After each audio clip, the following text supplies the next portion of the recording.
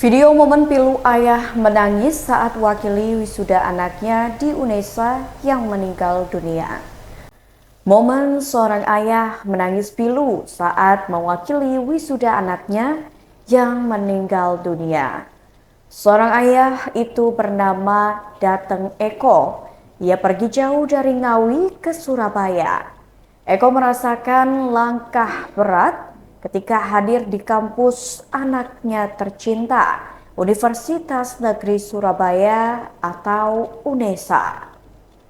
Sembari melangkah ke dalam gedung wisuda, Eko duduk menunggu nama anaknya dipanggil maju ke podium.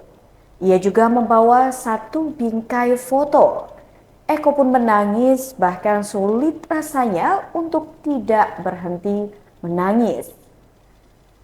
Diketahui sebelumnya Tribuners kalau Eko mewakili wisuda putranya Novandri Aritonang yang meninggal dunia. Tonang meninggal dunia diakibatkan penyakit paru-paru yang dideritanya. Karena itulah tangisnya seolah tak pernah berhenti. Nama Novandri Aritonang disebutkan dalam wisuda periode ke-113 Universitas Negeri Surabaya yang digelar pada 19 Februari 2025 lalu. Diketahui, Tonang dinyatakan lulus sebagai Sarjana Pendidikan Jasmani, Kesehatan dan Rekreasi alias S1 PJKR Angkatan 2018. Eko sebagai ayah Tonang mengatakan bahwa sang anak sejak kecil jarang sakit.